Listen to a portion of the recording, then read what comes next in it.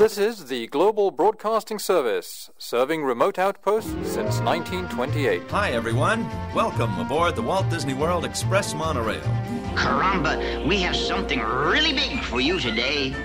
Welcome, foolish mortals. Now then, hang on to them hats and glasses, because this here's the wildest ride in the wilderness. This is the DBC Pod with Phil Schoen and Jason Dodge.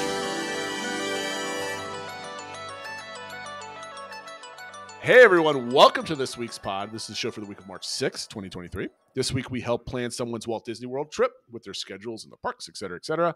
Our takes on park touring strategies, and our top 3 ADR reservations we want to make with our next trip. But first, we're going to talk about what's going on in this world and not have to do that intro for the 8th time, Phil. So what's everyone talking about? I don't mess it up now. There wasn't a ton of big news this week, but a number of little things, and I thought I would group things together. There were a handful of rumors going around, which I think are always fun.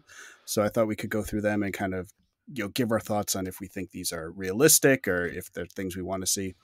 The first one, and this is coming through people sort of putting 2 and 2 together with some testing for the return of Epcot Forever over at Epcot, obviously. But they are speculating that the final song in Epcot Forever is going to be changed.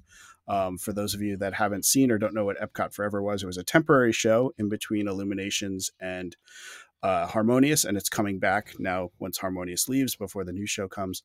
But it used all like classic Epcot attraction music, kind of new versions of them throughout the whole show, but then it ended with a version of A Whole New World from Aladdin, and it really didn't fit, and it kind of threw people off and stuff like that.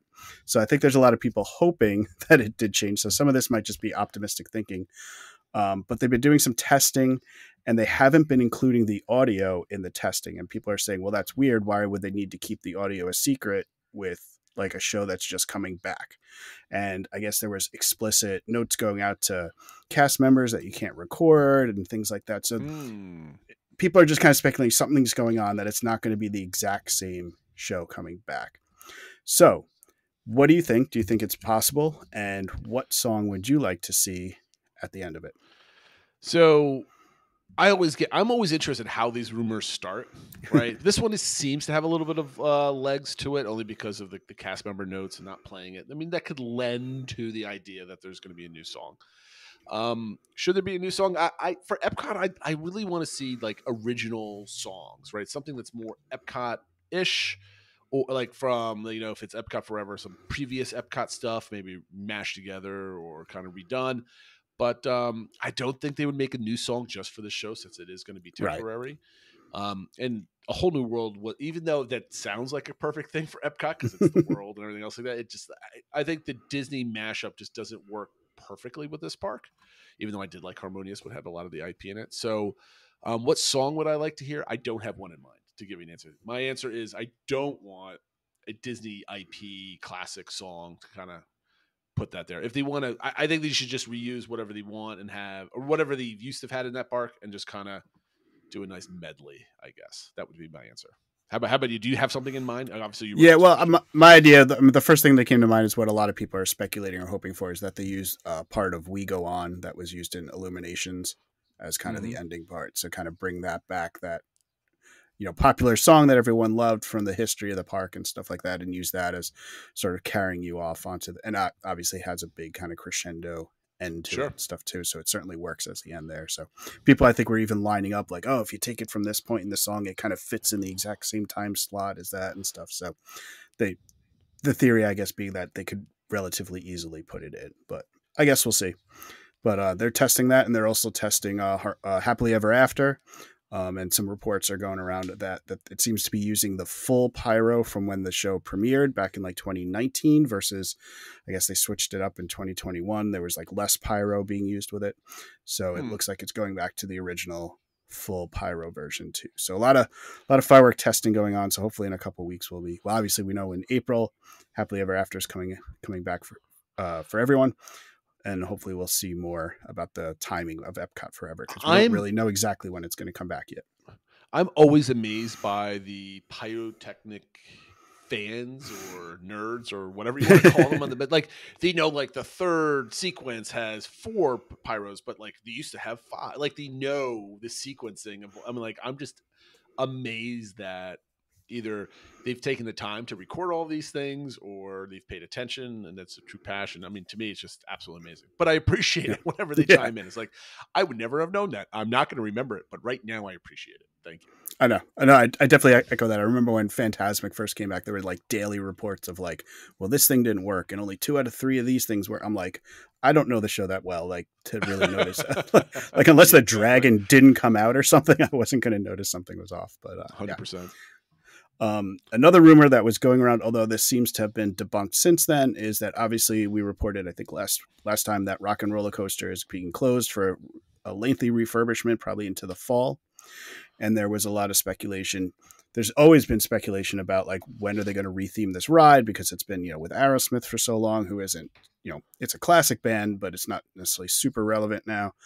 And then I guess somebody who was involved in the recording of the show originally said he said it was going to be rethemed to be Queen. And then everyone's like, well, where did you get that? And he's like, I don't know where I got it. It was just like, I read it somewhere or something like that. So it wasn't like, it came off like this insider person who would have knowledge, but then was basically like, yeah, I have no idea. So, but it was an interesting thing. It got a lot of people talking like, why would they just go from one classic band to another classic band?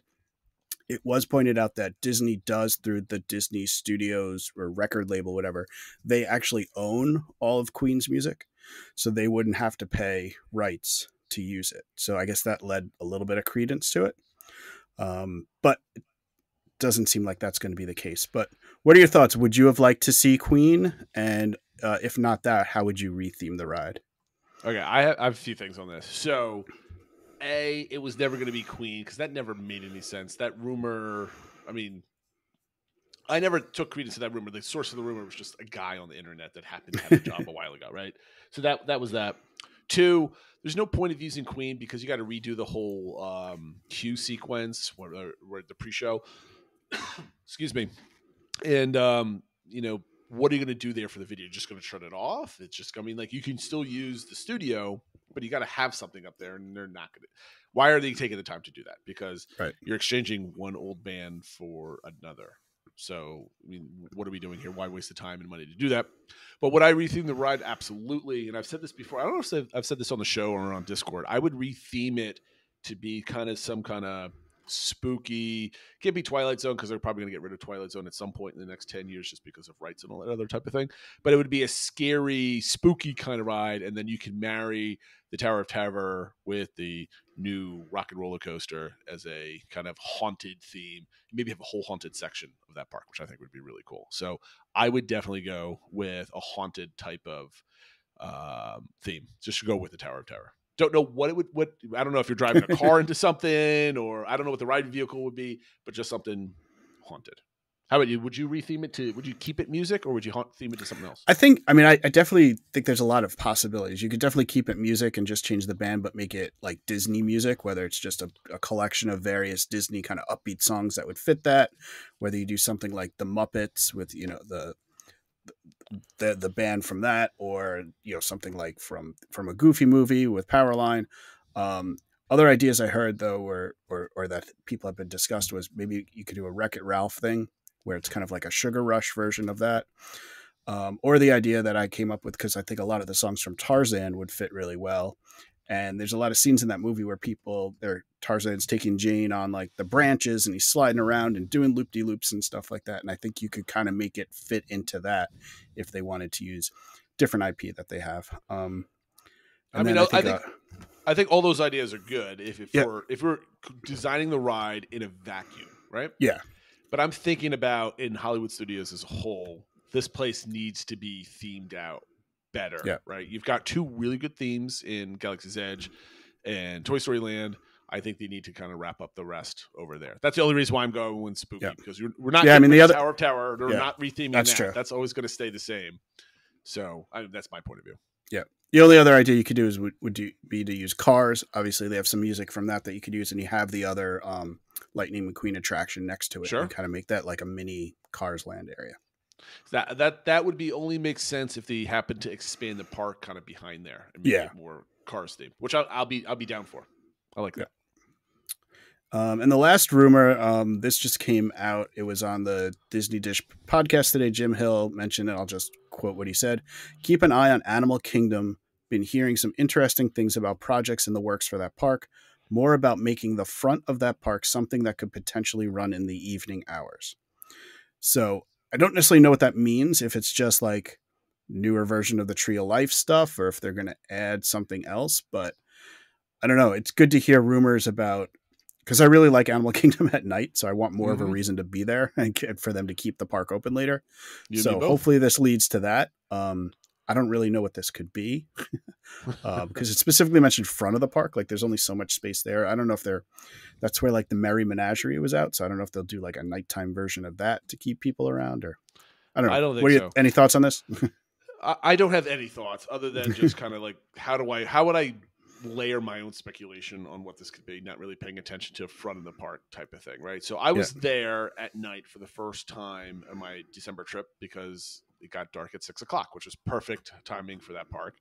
And I really liked the park at night, but there was no reason to be there, right? And it got a little bit more crowded.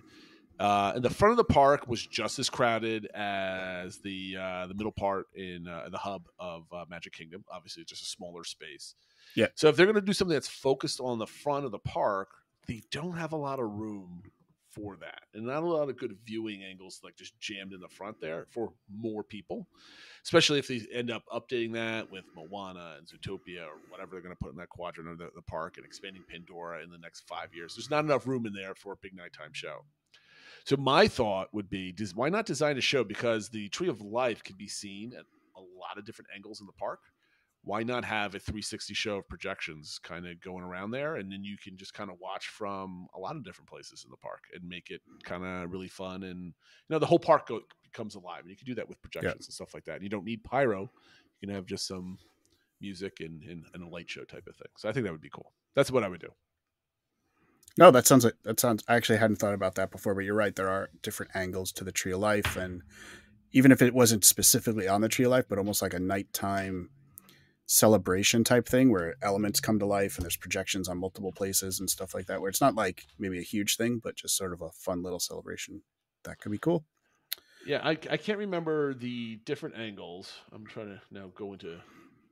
I mean, I know there's definitely that back spot because there's always PhotoPass photographers, like if you're on your way towards India from Africa in the back there. And there's definitely some other spots where you can see it. I'm trying to think like. No, it's not. Anyway, I should be more prepared for this statement, but I'm not. So we're going to move on before I add more silence to this, though. But I think there's a really good idea for kind of doing something like that, I think. Okay. Next news items are a group of items. There's some Star Wars related information. The first, and this kind of caught everybody off guard, but all of a sudden, unannounced, The Mandalorian and Grogu started meeting at Galaxy's Edge in Disney's Hollywood Studios, and it appears to not just it started the day that season 3 of The Mandalorian started. So people are like, oh, maybe it's just a one-time thing, but all the reports are that it will be sticking around at least for a bit. So everyone's kind of like thrown off by this, and it's, nothing unannounced ever seems to happen. And obviously we kept hearing the reasons why we couldn't have The Mandalorian here, because it didn't fit the timeline of Galaxy's Edge and it doesn't fit the storyline from the Star Cruiser and stuff like that. But overall, what are your thoughts about sort of unannounced things like this? And do you care that it impacts the timeline for Galaxy's Edge? Both of us know we don't really care about the timeline of Galaxy's Edge, right? We just want awesome Star Wars stuff. Yeah. And I see you here. You're tempting me to go into a Star Wars diatribe and rant. I will not do that. I mean, from no one that's going there with the, you can't call the sequels failures because many people watched them and it made many dollars, right? Yeah. So let's not go with that. But as distance, it's been what, 3 years since it's been released now, or almost 3.5 years maybe, right? It was since Galaxy's Edge came out. Yeah. No, Rise of Skywalker. So it's been what, 2019, right? End of 2019. It was released. I believe so. So that whole sequel trilogy has been fading in memory of people because it hasn't really been reinforced a lot in pop culture. Like all of Star Wars has been about Mandalorian and Andor and I like all like the in between shows on Disney Plus. So people have started forgetting about that maybe a little bit because it didn't have a lasting impact, in my opinion, culturally. And so more and more people that visit Galaxy's Edge are going to kind of forget about that timeline, and it's going to start blending in with it's just Star Wars, right? Yeah. And I think from an immersion point of view, I don't think anything's being broken. From a business point of view, it's about dang time that they add one of the most popular characters that they've had in decades and just have them walk around the park. It's not going to impact anybody. It's fun. People are going to love it. And by all counts, the character was mobbed and keeping people wanting for more, right? As the Mandalorian kind of, and they should be doing this all over the park, right? Not just Mandalorian, but like the new Tiana show that's going to come on D+. They should have Tiana just walking around the parks. Whenever they have some new stuff, just shove the characters in the parks and reinforce that. I mean, that should be like protocol for any kind of entertainment. You make a new show, you make some character meet and greets, and you shove them into the park. That should be like an assembly line for everything. Yeah. And like you said, like kind of low cost things. You're not saying you have to build a whole new attraction or anything like that, but just walk them around. But, they used to do back in the day in the 90s and stuff. Whatever the new movie was that year, they had a parade for it or whatever. Like I don't know why they don't do more stuff like that. I don't know. And the last bit of news just came out is that Disney announced that the Star Cruiser will be shifting to only doing 2 cruises per week starting in October. So just kind of continuing what we've talked about in the past, that it's just not. I guess the steam's running out of it a little bit. But it's interesting that that's the change they're making so far. We haven't heard if they'll be doing anything else on the other nights when it's not doing the standard cruise. But hopefully whatever they do, it stays with the high quality that it was, and they don't start cutting back on the number of cast and stuff like that. So, I mean, I don't mind if they cut back, if they made it cheaper and more people could go, right? So there's a balance there. But I think that everybody was predicting this just based on the price tag alone, which is unfortunate because I know a lot of those cast members, take that job very seriously and do an excellent job. And it's probably extremely difficult to do that day in and day out. So I feel for them on that. Hopefully not too many people were impacted by this as far as jobs are concerned. I'm sure Disney could use that entertainment other places in the parks with their talents and stuff like that. So, we'll see. And that'll do it for the news. So that moves us on to our takes, which this one you suggested, Jason, that we're going to go through properly rated and underrated touring strategies for a Disney park. Yeah, so I kind of got this idea because I'm seeing all this planning out that you kind of our topic for this week is helping somebody's planning out somebody's trip for Disney World. And I was like, okay, well, I'm thinking about like what kind of typical advice do you give people? Because I don't know about you, Phil, but whenever somebody's like, oh, I've never been to Disney World before, I haven't been in forever, I'm taking my kids for the first time, those kind of questions that come up at birthday parties and other events, you always have a list, at least I do in my head, of like the top 5 things you tell somebody, right? Like you do this first, you make sure you do this, and make sure you do this. This is a good idea to save money, blah, blah, blah. So I was thinking, like, what are some things that you hear and you read on message boards or Discord or Twitter or wherever it might be, like things that people give to advice to give to other people, and like, that's not that true anymore, or that's kind of, misnomer type of thing. So I wanted to go over, touring strategies that you've heard that you think are overrated or properly rated or underrated. So I'm going to go first with overrated. And that one is you always hear from Disney pros to always go left at the Magic Kingdom when you go in for the first time in the morning. Now, I think this is overrated because I don't think it matters if you go left or right or straight, because most people are going right to the castle and straight to the back of the park in Fantasyland when the park opens. This is only probably going to be good advice for when Tron opens for a couple months, but then it's probably going to fizzle out a little bit more. And the thing was everybody goes left. Everybody goes right because everybody's right-handed, so they're tending to always turn right, so they leave left empty. And I think Touring Plans did something like this a while ago where they said that's absolutely false. So the good way to test this is you just look at the rides on the left side of the park and look at the rides on the right side of the park and see what their wait times are. And they're pretty consistent and even. So I think that is overrated. I think the alternative to always go left is figure out what your favorite 3 or 4 rides are. And if you're rope dropping, try to do 1 or 2 of those in the first hour that you're at the park and do that instead. That would be my advice. All so right. What is your I see your overrated advice. So what is that? So I think we were talking about this on Discord a little bit, just the strategy around this, but I feel like rope drop is getting overrated, and just how everybody's like, you got to rope drop, you got to rope drop. That's where you get the shortest lines, and you got to. And I feel like now, unless you're going to be there like way early, so you're at the front of the line, so many people do rope drop now that it's just become this like mob of people and mess. And I noticed this even on our trip, like at Epcot, the wait times got up so fast, and we saw like the queue for Remy, the outdoor queue was all full because everyone went there right away. And then it kind of died down a little bit. So if you actually kind of went in that second wave, you might actually have a shorter standby wait than if you're kind of in the middle of the pack of the rope drop. So that's sort of my overrated thing is, obviously still getting there early is helpful, but rope drop, I think, isn't the benefit it used to be because so many people have caught on to it. Now, I'm going to disagree somewhat because there's some kernels of truth in your overrated call here. When I was at Magic Kingdom, everybody goes for Mine Train. I rope drop Mine Train, and I was probably about 50 feet back from the rope drop area when we got there. And we still got into the queue. It was already wrapped around Mine Train, but we got on in like 35 minutes. There was no other time that Mine Train was going to be a 30-minute wait unless you had deluxe after hours that day. So you're still going to wait, but you can knock that ride out and save yourself some bucks. 2, for Epcot, you're absolutely right. Remy shocked me when I rope dropped it back in December. Like the whole park was there, which stunk. But back in June when I went, nobody was there during rope drop. So I don't know what the truth is. Did CM start walking everybody back there earlier, and then that was just the kind of new thing to do and caught everybody off guard, or what? We tagged into the park at the same time in the International Gateway, and it was stark difference. I would suggest I think there's rope drop strategies for each park. Yeah.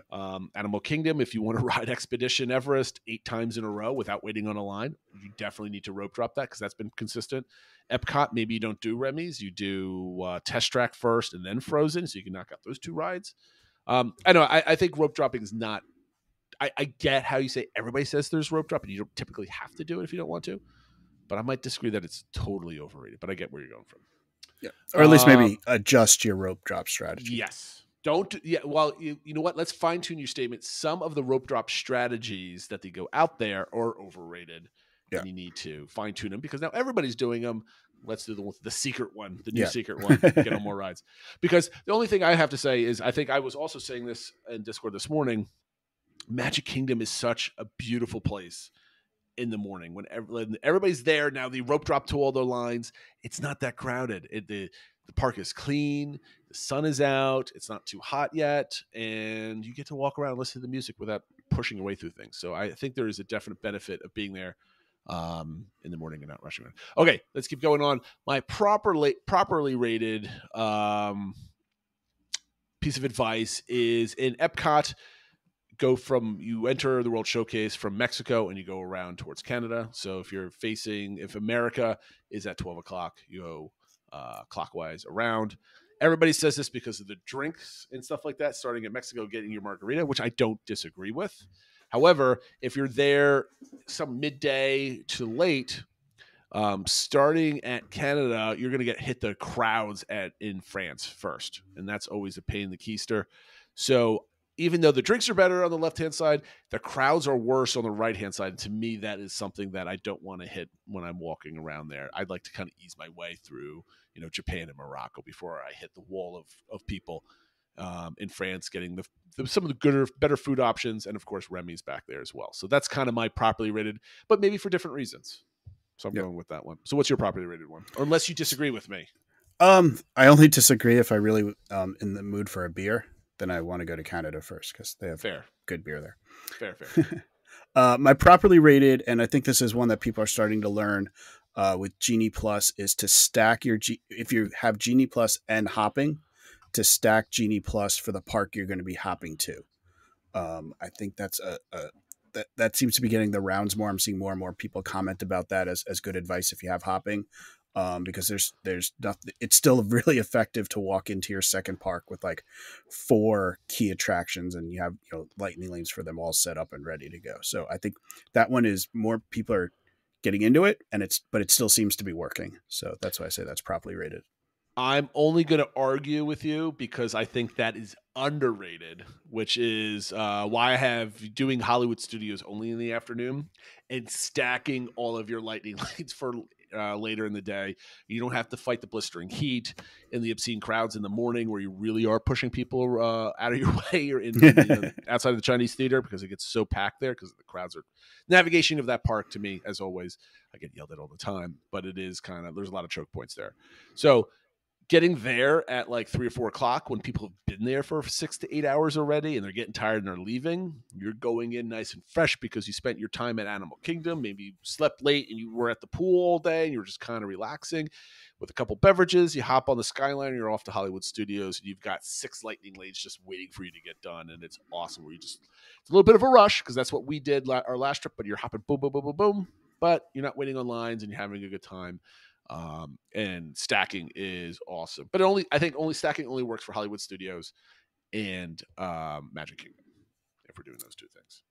Definitely the best ones for those because yes, at Epcot most likely the good ones will be gone and stuff like that. Yep. And I'm not spending money on Genie Plus for Epcot anyway, so there you go. So what is your underrated one? My underrated, I wrote down watching Magic Kingdom fireworks from outside the park. I probably would update it now that I'm thinking about it. Just watching Magic Kingdom fireworks from somewhere other than the hub and Main Street.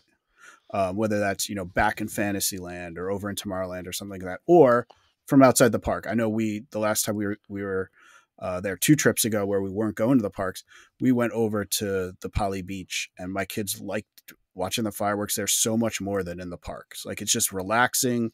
It's tons of families just hanging out. You can have a drink. Like, I think, I don't know. I just think everyone gets so focused on watching the fireworks from Main Street and seeing the castle and stuff like that. I mean, if you haven't seen it before, I definitely get that. But if you've seen the show before, think about watching the fireworks from somewhere else. You know what? The worst part about this is with Happily Ever After coming back, your next 2 or 3 trips are going to be from the hub watching the fireworks. Though that's the only problem. Or handing over some cash for a dessert party. So you can watch them on the green. I will reinforce that, at least with Enchantment, that I didn't have any need to go watch it in front of the castle. Is when right before the fireworks started, we were on Peter Pan.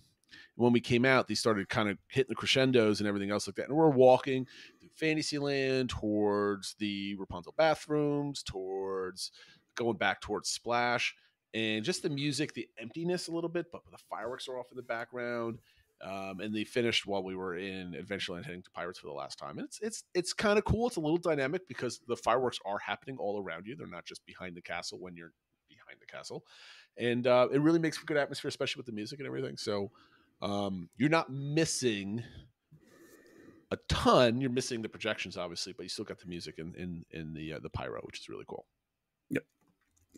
And that'll do it for our takes. A reminder of our social media accounts. Please share your takes on touring strategies that you think are over or underrated at Twitter, Instagram, Facebook, and YouTube. We're all at the DBC Pod, our Discord server. And I did want to mention that our friend Matt has started or has going a new Twitter account called the Happily Ever After Countdown. It's twitter.com/HEA@MK.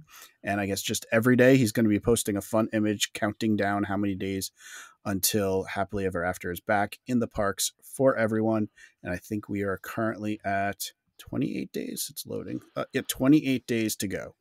So are you watching that live when it comes up, Phil? Are you spoiling yourself, or are you going to wait until whenever you get back? I'm watching it day one. I'm probably going to watch as soon as it's available. I mean, obviously I've already seen it and I don't know when we're going back next. So, yeah, I think maybe if it was something where if I was, I knew I had a trip in the next couple of months or something, I'd probably wait, but I'm not going to wait like 2 years or for long it's going to be. Well, I'm thinking to myself, like, here's another thing. Do you wait? Or do you watch some random streamer that's showing it with maybe some crummy audio and video, or do you wait for a D+ potential showing of it, or something with clear, or like what is the was it Cliff Flicks? When he does an awesome. Are you going to wait to that, or are you just like, I'm going for like resort TV streaming? I'll probably just watch whatever that first couple of days just to see it and kind of check out if anything's different or whatever. But like Cliff Flixer has it from last time, he already has it from 2019. And so if I want to see a great version, I'll just load. I mean, I do that fairly regularly anyway. This might be different though. So yeah, well, I guess know. we'll have to see if it's different and stuff like that. But okay. All right. So we had a topic this week where you were giving people advice online, and then you wanted to ambush me with the same questions and see if I agreed with you. So what happened? So I thought it might be a good idea anyway to kind of get back to some trip planning and just say, how would we plan a shorter trip was what came to mind. And then it just happened that this person posted in one of the Facebook groups that I'm in. Her name is Kim Davis, and she wrote about that she has an upcoming trip in April 20th through the 23rd. So she'll be there from Thursday to Sunday, and she's doing 2 park days. So you only have to plan out for 2 park days. And she's going with one friend who has never been to Walt Disney World. Let me stop you right there. When you were on assignment on the cruise, Zach and I had the same exact scenario. So let's see if it matches up. Okay. So what they said was they wanted to know they're going to have hoppers for the 2 days, Friday and Saturday. And they definitely want to finish the night at Magic Kingdom and Epcot one day, at each park to see the fireworks. And they're saying, should we start at those parks, then hop to other parks and then come back to one of them? Or should we start at one of the other parks and go, and then just hop back to MK and Epcot, so you're only doing Magic Kingdom and Epcot like the evenings. Mm-hmm. And also kind of saying, this person's first time, might be overwhelmed and stuff like that. So what advice would you give to somebody who has that sort of scenario where they want to see as much as they can, but not go crazy, but want to make sure they wind up at Magic Kingdom and Epcot? Okay.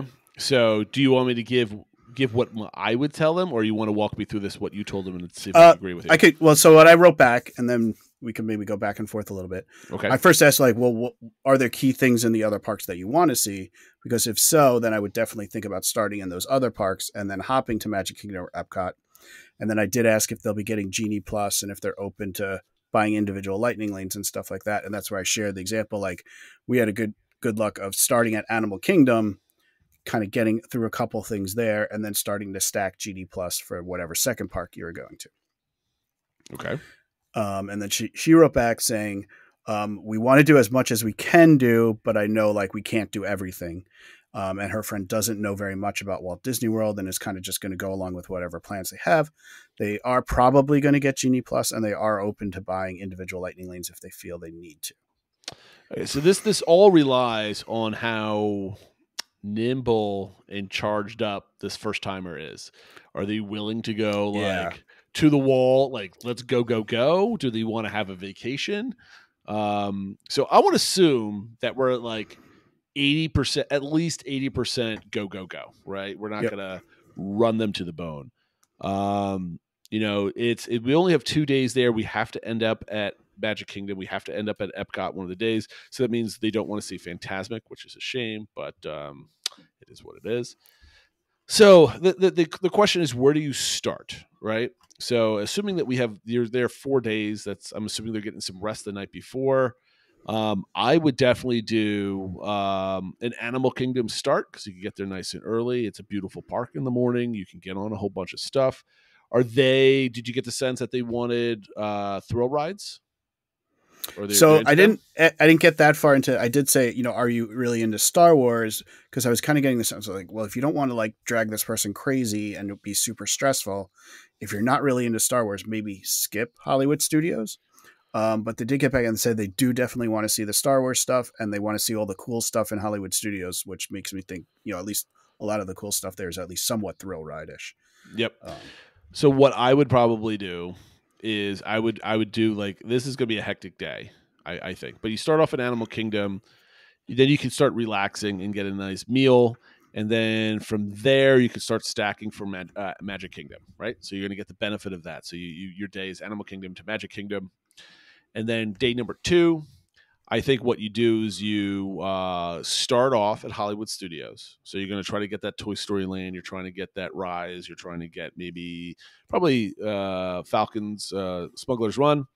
And then you do Rope Drop, Mickey and Minnie's Runaway Railway. You try to get them that. Try to get them into Toy Story Land. Try to get them into Star Wars Land. And then at some point, either take a break, or you just take a Skyliner over to Epcot, and then you can start the rest of your day there. Or if you're really, really, really into it, you take the Skyliner to Epcot, and then from there you take Epcot's monorail over to Magic Kingdom.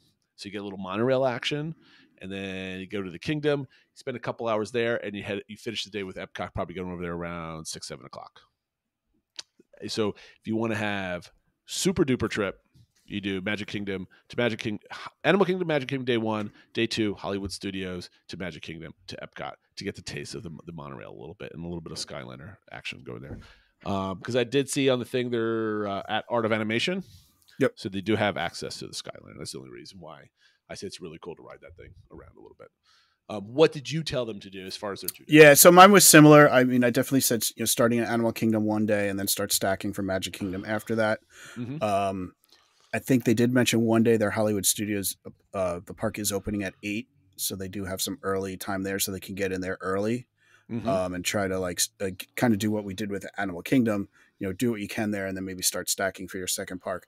As you were talking, I didn't say this, and I might get back to them. But depending on what they want to get done at Hollywood Studios, I almost wonder if they could start at Epcot, try to get in like Remy or a couple rope drop rides. You get your first lightning lane for that. Then start stacking for Hollywood Studios to hop to that, and then back to Epcot for the fireworks show. Yeah, is that all they want to do at Epcot? Is just the fireworks show at night, or that's the only thing they've mentioned at Epcot? But it sounds like that she wants to kind of give her friend a good overview and taste of what Walt Disney World is, and kind of just play the hits, for lack of a better word. Yeah, I mean, the only reason why I wouldn't do that, getting Epcot later, which is why I kind of hesitated on Magic Kingdom. Hollywood Studios, Magic Kingdom, Epcot, is that you want to get a taste of any of the festival booths if they're still open. They should be still going around for April. And get that nice like 6 to 8 o'clock, 6 to 9. I don't know when the Harmonious is going to, or Epcot Forever is going to be in April, but like get a good solid 2 or 3 hours walking around World Showcase, checking out all this stuff. Now it depends. Do they want to do like all like the old, like, does she really want to showcase Epcot as like Spaceship Earth and Living with the Land and Soarin'? Because you're gonna need extra time for that. You're not gonna need. You're not gonna be able to get like 3 or 4 hours. The only other thing I can think of is if Animal Kingdom is not important to them, you start day at Epcot, you nail out all the classics, and then you start stacking for Magic Kingdom, and you just kind of do the monorail over the day 1, and then day 2. You just do Hollywood Studios in the morning and Epcot in the evening. Yeah. That's the only way. You're really stuck not having Hollywood Studios at night. That's the only thing that's kind of throwing this off for me personally. I mean, well, that's why I was almost suggesting like start at Epcot, then go to Hollywood Studios with the stacked Genie Plus, and then you're basically just going back to Epcot for like late dinner and the fireworks. Yeah, the only thing I can't believe you're trying to skip out on Epcot, your favorite park, to our friend here, Kim Davis. But I would, if it was me, I would say probably you want to get to Epcot around at least 5 or 6 if you're not going there at 2 o'clock. If you don't care about like hopping the Magic Kingdom, Hollywood. And if you want to be back by like 6, then you're only going to get a couple hours in Hollywood Studios with the 2 p.m. hopper rule. So you kind of have to start there if you're going to end it up. No, I would definitely do Hollywood Studios start time for sure on day 2. And just probably have to go in. You're probably, because it's going to be a fairly crowded time, that you're not going to get on Remy and Frozen, and maybe only one of those. You have to pick and choose a little bit. Yeah, so you have to I think you have to sacrifice. I think that it's really tough with 2 days. Like, how would you do that? Like, would you see? I would almost recommend Epcot and Hollywood Studios as nighttime enders, and then Magic Kingdom as like your opener at least one of those days. And I mean, except when they're there, Happily Ever After's back, so you'd want to see that. Gosh, I forgot about that. Yes, you can't miss that then. I don't know. 2 days is impossible. 2 days. That's your advice, is add a third day. Yeah, add a third day for sure. Like, you get there on Thursday, go just what is like 2 tickets for 2 people, extra $200. Just go into Epcot whenever you arrive there. Did they say when they were arriving on Thursday? What did they say? Around noon. Well, they're getting Art of Animation around noon. They plan to hang around the resort and then head to Springs. Okay. No, we don't go to Springs. It's a waste of time. You're going to spend more money, just on same amount of food money and at stuff Springs, like that. Yeah. and just go to Epcot and get your Epcot fill in, get your Magic Kingdom night fill in the second day, and then see Fantasmic. Fantasmic's going to be better than Epcot Forever anyway, in my opinion. So go see Fantasmic, especially for a first timer like who wants to get those Disney feels. Like Fantasmic definitely does. You're that. not going to be Fantasmic. They're not going to get Disney feels with Epcot Forever because you've never been there, so the nostalgia vibe is not going to hit you right. But like Fantasmic will, because it's got all the classic characters and it's a really good show. So my suggestion is, don't be silly. Go spend the extra $120 and get yourself a ticket. And if the money is really that pressing, go downgrade your room to All-Star Music or something. And save like $20 and then put it towards a ticket. But no, definitely just go to Epcot that night. Don't go to Disney Springs. It's a waste of time. That's that would be my breast. Just third ticket. Let's go. Your 2-person trip. Go for it. Go all out. And then you don't have to do Hollywood Studios. You start stacking as soon as you get on that plane and you just go. You will get to Hollywood Studio. If we do Hollywood Studios the first night, you will have all the rides ready and stacked to go by the time you get there. It'll be a perfect experience. That's what you do. Done. We just solved this person's problem. They're just not going to enough parks or enough days. Yeah.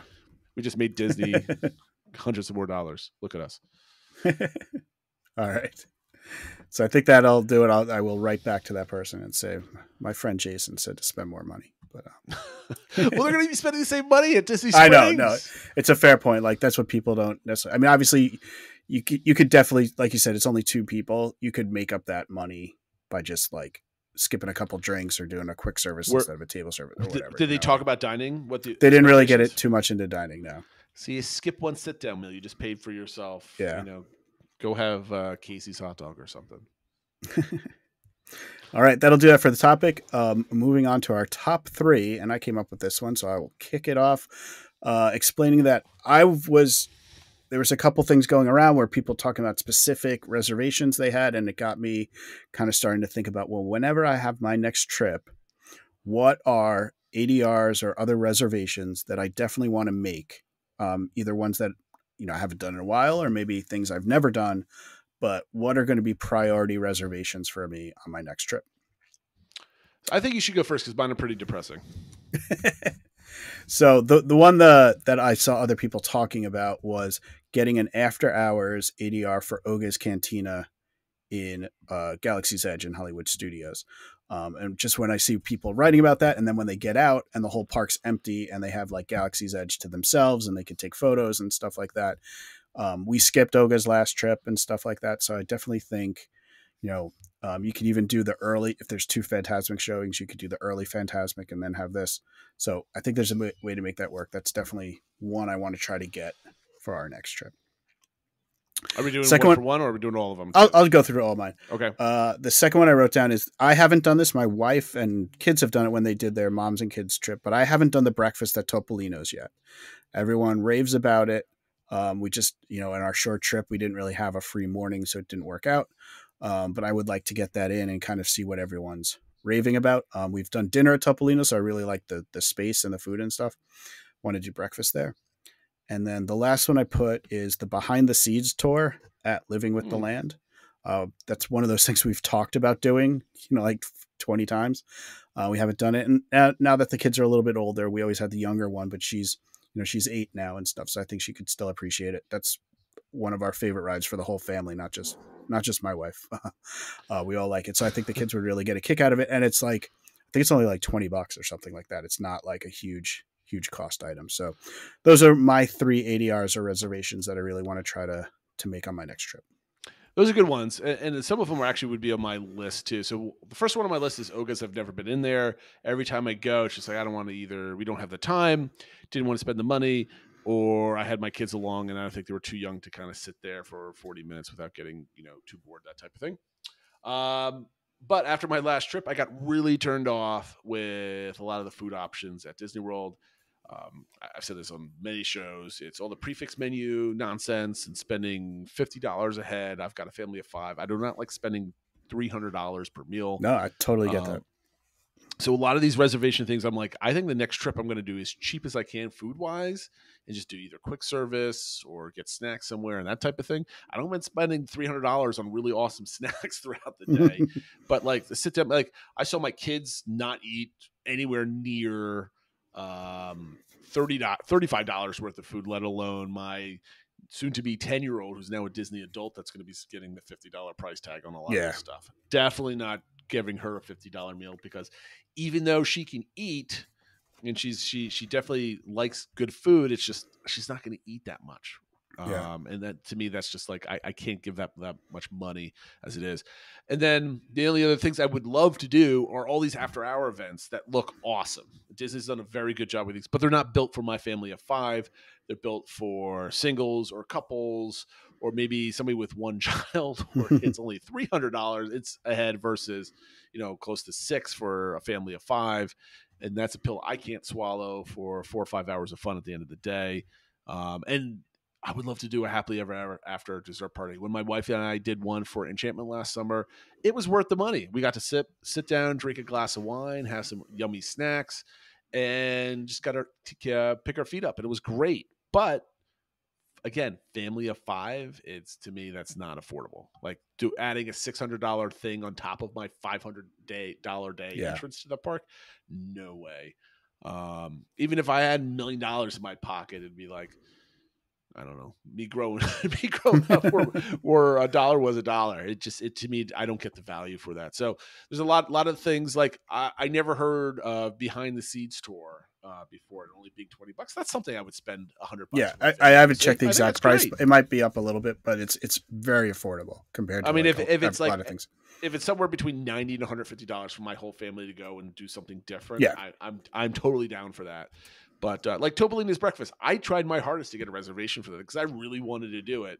But now after I've done a handful of character dining meals outside the Disney dining plan, it just hurt my pocket way too much to do that. So I probably won't be doing a lot of ADRs my next trip. We're going to be doing it cheaper. Yep. I know that's depressing, but I think that's the reality of things. Disney, if you're listening, and they're not, get rid of those prefix menus. No, I totally get especially those prefix, because as I was coming up with my list of things, one of our favorite restaurants is California Grill, and I just can't justify going there as long as it has the prefix, because like you said, we now have 2 Disney adults. I can't pay $90 or whatever it is for my kid to like maybe eat, maybe not, probably not. Like it's just 2 Disney adults. It's over $100 right there. Yeah. And there's better restaurants. If I'm going to bring my kids to like a $60 plate, there's a lot of other places I'm going to bring them before a Disney restaurant. No offense to Disney restaurants. So that'll do it for that. I was trying to be more optimistic and think about things I want to do, but it's a good mind that there are still some things to do that aren't crazy. Like Oga's isn't a prefix or whatever like that. No, that's why it's on my list. Affordable. Yeah, and stuff like that. So there definitely are still some things and some things to look forward to. And I guess we'll move on to the DVC engagement now. Yes, please. This is a good one. I like this one. Yeah. So what we asked people was, how has Disney's nostalgia, or, the quote unquote Disney magic, endured or changed for you over the past, say, 5 years or 10 years or whatever? How has it evolved over time? Do you feel it's different? Do you think has it increased, decreased? And if so, like what's kind of caused that? Or has it just maybe changed a little bit? So do you want to go over our answers first or do the community first? Let's do the community first as usual. They're more important than us. Yep. So a couple good responses. We had one from TL Madden who said, he definitely feels like it's gone down since he had what he called his like 2019 high, where it just felt like everything was perfect. Then you kind of had these new lands opening with Galaxy's Edge and stuff like that.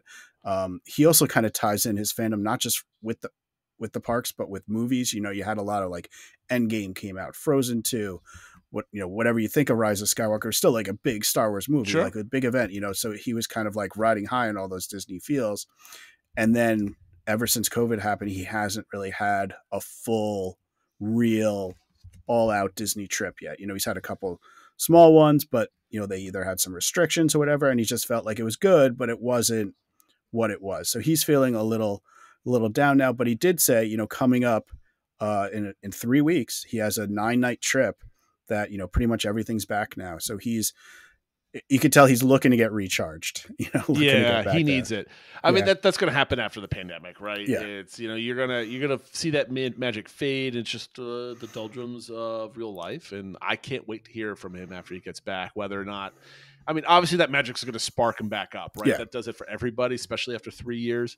I'm really curious at what level, if like his magic at 19 when he said it was at peak, if that's the 100 number mark, Yeah. is it going to get to 80? Is it going to get to 90? Is it going to get Yeah. to 120? Like, there's Yeah. even more. I can't wait to go. I'm already planning my next 9-day trip in 6 months. Exactly. So I'm curious to see how that, because the park has changed quite a bit. Some for the worse, some for the better, Yep. and we'll see. I like his cautious optimism in his post. Gene L posted about just sort of how things have shifted over what sort of characters, I guess, have been the focus. So it felt like from her childhood, which was in the 50s and 60s, and now as she's grown old and seen the kids grow and stuff like that, it's been more the 80s and 90s, what they grew up with. So she's seen the big shift that, you don't really see a lot of as much Snow White stuff. You see a lot more Beauty and the Beast and Belle stuff. So that's kind of the shift she's seen over time, is kind of which characters get the focus. Mm-hmm.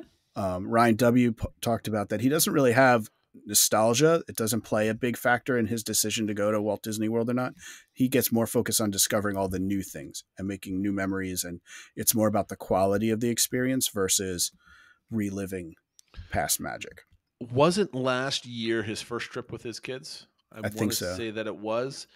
That's where like the nostalgia starts up again, right? Mhm. That's gonna be some part of my answer. Was that the last? That was one more was Mama Six had one thing they noticed, though, just that they feel like the crowds were more intense, that there were more people kind of complaining, more people in a bad mood, and that kind of really, really got them down. So it kind of felt like, they even mentioned like the low crowd rope drop magic is no more. Like that in the past used to be able to go early before everyone knew the trips, before the crowds were as high as they were, and you could kind of get some of those empty park experiences, but just felt like their last trip, I guess they were just all crammed in like sardines and just didn't feel the magic like they have in the past due to the crowds. Yep, I feel that. I'm now for my answer. I'll give mine first because it's kind of positive and negative at the same time, because there's pros and cons, right? It has changed. Some places it's changed for the better. Some places the magic has changed for not so better, I guess.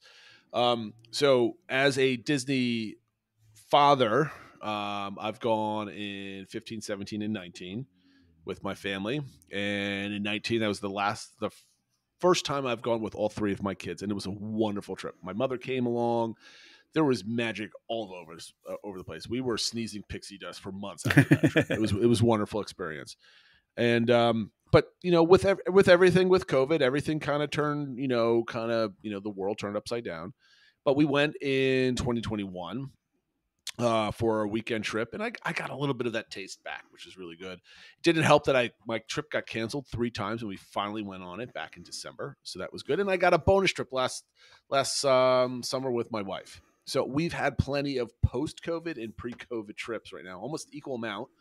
And there's definitely a difference in the feel. And unfortunately, a lot of it's tied to money, which we've been saying this constantly. The cast members are just as awesome as they were. Some are just good. Some are absolutely amazing. And that was the same back in 15 as it is today. So I'm not putting this on the cast members. They're still a phenomenal aspect of the parks.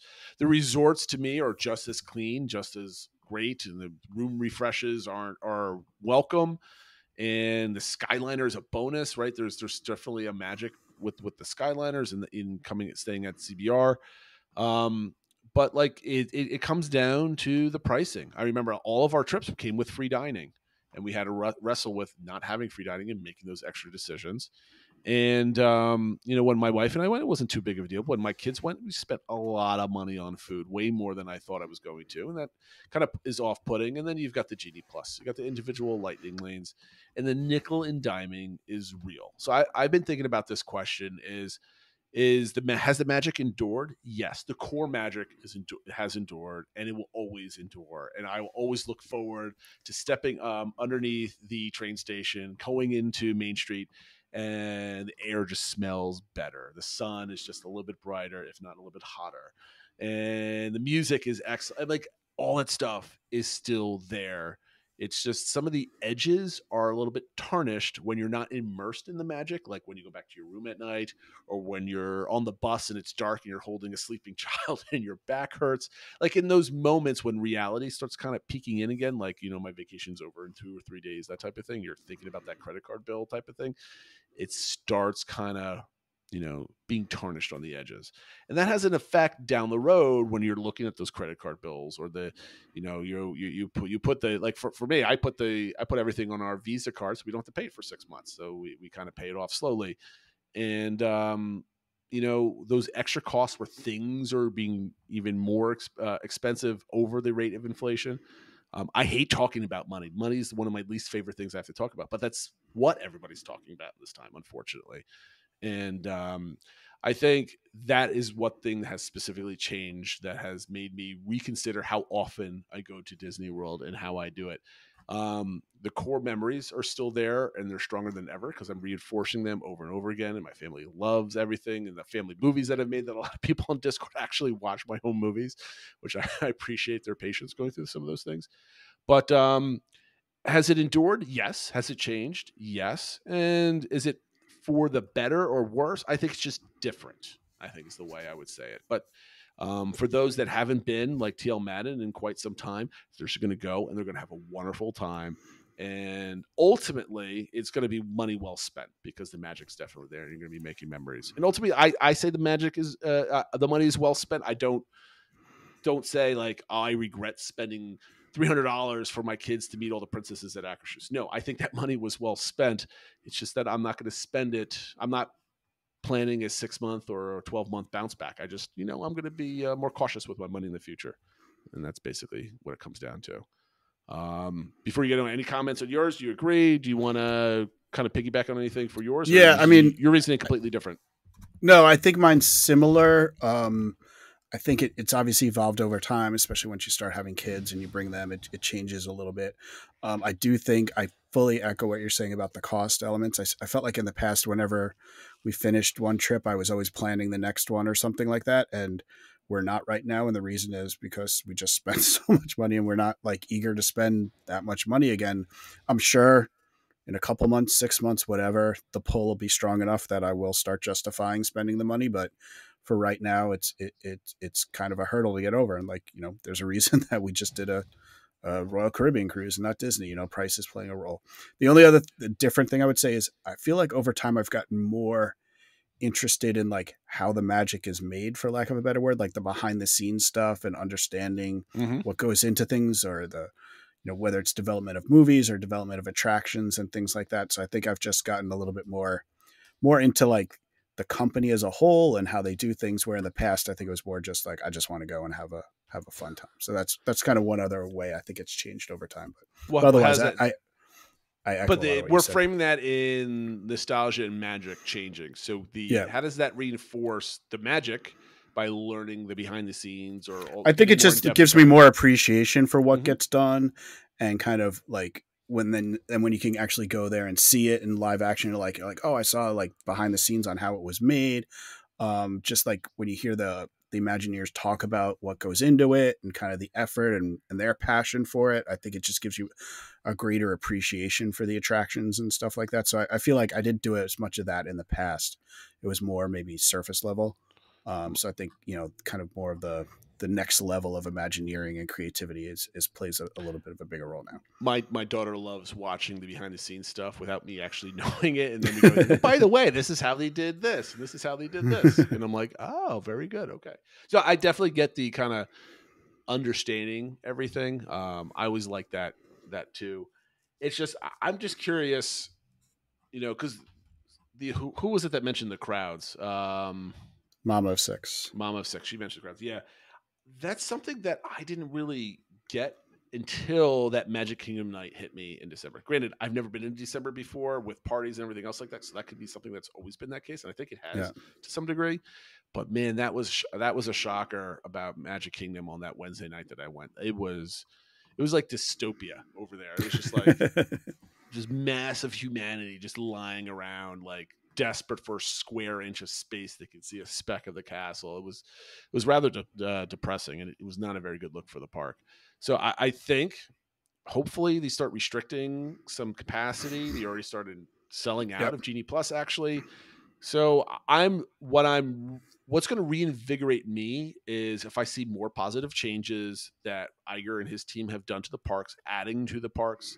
We're seeing a lot of positive stuff like the Polynesian and Tiana's actually, you can actually see progress every single day in their construction versus the Epcot stuff and Tron that had just languished for many, many months. Even out, I'm not even blaming the year and a half of COVID or whatever the duration is. But I got a sense, a small spark of hope that things are going to be changing so much for the better. Whereas maybe what is this? This is episode 148. Maybe by episode, I don't know, 160, 170, we'll be like, we need to go. All these cool things are happening. I can't wait. And I suspect we're actually going to have that conversation about a year after our trip back in any episodes in December in the holiday time again. Okay, anything else you want to add to this topic? I appreciate everybody jumping in. This was a really good engagement topic. People were chiming in. And if you go in there, don't look for my answer because my answer is always going to be on this show that we just had there. So that's why I kind of don't engage on that and spoil this conversation. Next week, we're going to talk about something slightly different. So the question is, do you think a third location in the U.S. would be successful? Somewhere in the middle of the country, maybe it's up in New York. I don't care where it is, but another location for a Disney park in resort setting, would it be successful? Would it be something that you would go visit? If you don't go, is it more of a cost thing? You prefer Walt Disney World? So let's say they open something up in, I don't know, Texas, just like Universal's opening another little park over there. Is that something you would go to? For me, because I kind of think in this case, I've been to Walt Disney World a whole bunch of times in the last 7 years, but I have not considered or thought about going to Disneyland at all. And it's mostly a cost thing. Flying 5 people across the country is rather expensive. So for those that either drive or fly different locations, would a third park affect how you plan your Disney vacationing? I know a friend of the show and member of Discord, Cassistone, he doesn't look forward to his Disney World trips. He can't wait to plan his next trip to Disneyland because he's obsessed with that park and he loves going out there. And he's from the eastern part of the country as well. So anyway, the question for you is, third location, would it take away your focus of going to Disney World? Where you skip a Disney World trip to go to a new location? How does that impact your thinking? Assuming it's a good park, right? I think it would be. And next week we'll talk about that. Phil, anything else that we forgot today? I think we're ready to close this one out. Yeah, I think we're good. Looking forward to next week's conversation and hope we get a lot of engagement. Absolutely. Have a great week, everybody. Thank you for listening and watching. We'll see you next time. Take care, everyone.